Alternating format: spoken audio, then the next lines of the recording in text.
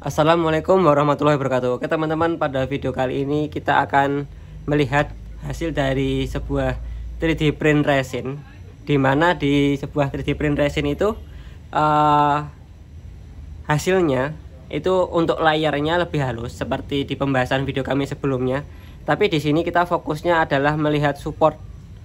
Kita peletakan support di pembuatan atau di proses pengeprintan itu dengan bentuk-bentuk tertentu itu harus seperti apa.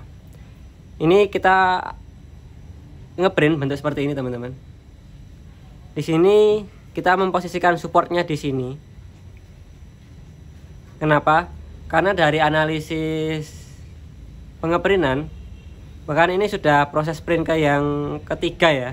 Pertama kita posisikan berdiri seperti ini, itu gagal. Di situ karena mungkin terlalu tinggi atau gimana mungkin waktu itu. Terus yang kedua kita posisikan ini di bawah, dan ternyata di sini banyak sisa-sisa support yang menempel, jadinya tidak bagus dan kurang. Nah, lalu untuk analisis yang ketiga kita posisikan seperti ini, begini. Jadi posisinya di bawah begini, menggantung seperti ini, gini. Itu hasilnya jauh lebih bagus teman-teman, seperti yang teman-teman lihat sendiri, hasilnya bagus. Dan untuk support ini sebenarnya bisa kita atur juga sesuai dengan softwarenya.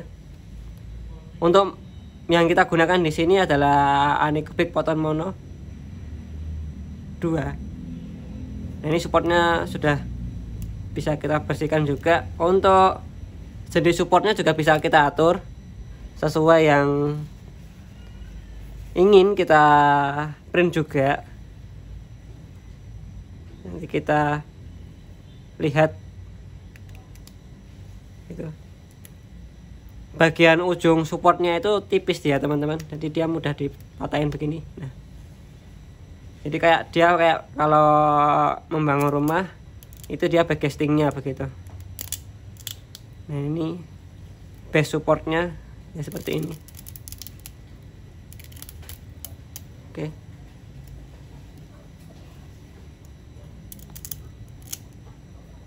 Oke. Nah, ini tinggal kita bersihkan. Ini kita bagi tips ya bagi teman-teman ya. Jadi untuk proses setelah selesai pengeprintan 3D print resin, itu kan biasanya resinnya lengket-lengket seperti ini teman-teman.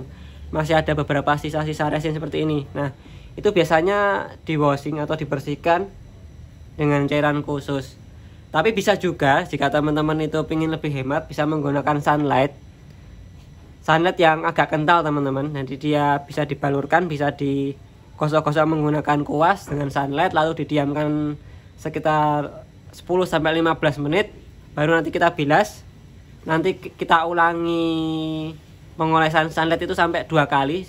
Itu sudah mengangkat semua lengket-lengketnya. Nanti kan masih sidik jari masih bisa mengecap itu setelah kita bersihkan menggunakan sunlight. Dan agar lebih keras lagi, itu kita jemur di sinar matahari langsung, karena dia membutuhkan UV. Jadi sebenarnya proses dari 3D print resin sendiri, dia itu pengeringannya menggunakan UV teman-teman, sinar UV. Jadi kalau kita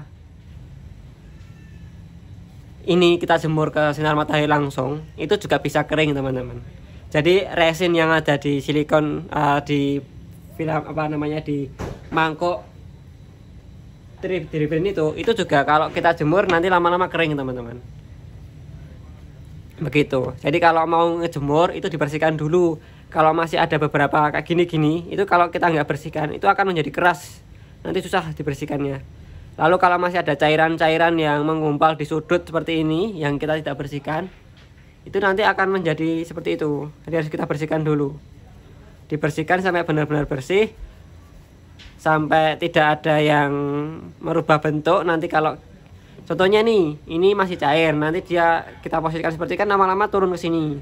Nanti mengumpal di sini, ini jadi bentuk keras di sini teman-teman. Jadi ya sebenarnya di video kali ini hanya pembahasan sederhana saja sih. Kita melihat atau bagaimana kita melakukan ending untuk proses 3D print resin ini teman-teman. Jadi banyak cara. Kalau tidak ada sinar matahari ya kita bisa menggunakan sinar UV, yang kita menggunakan lampu UV. Tapi kalau tidak ada ya kita bisa menggunakan sinar matahari langsung, karena semuanya itu sebenarnya teknologi yang kita gunakan itu berasal dari alam teman-teman kita, tapi kita juga bisa menariknya ke dalam sebuah ruangan. Contohnya kita bikin lampu UV, kita bikin cairan yang bisa untuk membersihkan, dan juga 3D print itu kan juga menggunakan UV. Itu kan UV juga berasal dari alam juga, yang kita tarik ke situ, sinarnya kita kasih gelombangnya berapa, itu kan tergantung gelombangnya ya teman-teman, agar saat dia pengecelupan sama naik itu dia bisa pas. Itu kan pengaturan gelombang itu aja. Itu kalau dari logika mesin 3D print resin kan seperti itu. Jadi antara waktu dia disinar sampai dia naik, nah itu kan kekuatannya di situ, pengaturannya hanya di situ. Sama density dari resinnya itu kan juga nanti ada variabel masuk ke situ. Itu nanti akan kita bahas di video selanjutnya yang lebih seru lagi teman-teman. Jadi di video kali ini hanya seperti itu. Jadi untuk posisi pengeprintan itu juga ngefek juga teman-teman. Jadi ya nanti ada ngefeknya tuh di waktu. Kalau semakin tinggi itu waktunya akan semakin lama teman-teman. Tapi kalau semakin pendek begini, walaupun dia lebar tapi pendek, itu waktunya akan cepat. Tetapi ya nanti akan kita lihat juga kalau hasilnya itu bagus berdiri ya kita lebih invest ke waktu lebih lama. Ya walaupun hasil materialnya sama sih, cuman waktunya lebih lama saja. Tapi hasilnya sudah dipastikan berhasil begitu. Dan itu sudah akan kita lihat beberapa contoh yang sebelumnya sudah saya print ya dan gagal.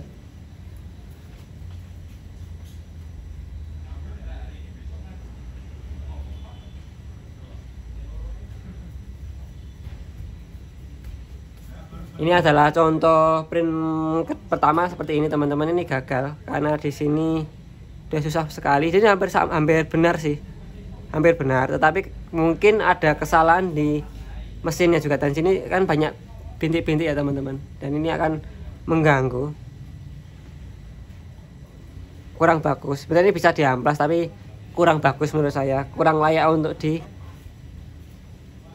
Dan ini juga kita print lewat bawahnya sini, dan ini juga seperti ini, bintik-bintiknya banyak sekali, bintik-bintiknya banyak sekali, dan ini kurang, bagi kami itu tidak lolos quality control. Nah ini yang ketiga, ini kan sudah sangat-sangat bagus ya dibandingkan yang ini. Kita pertama, kedua, dan ketiga ini kan berbeda sekali ya teman-teman, bisa perhatikan sendiri tuh.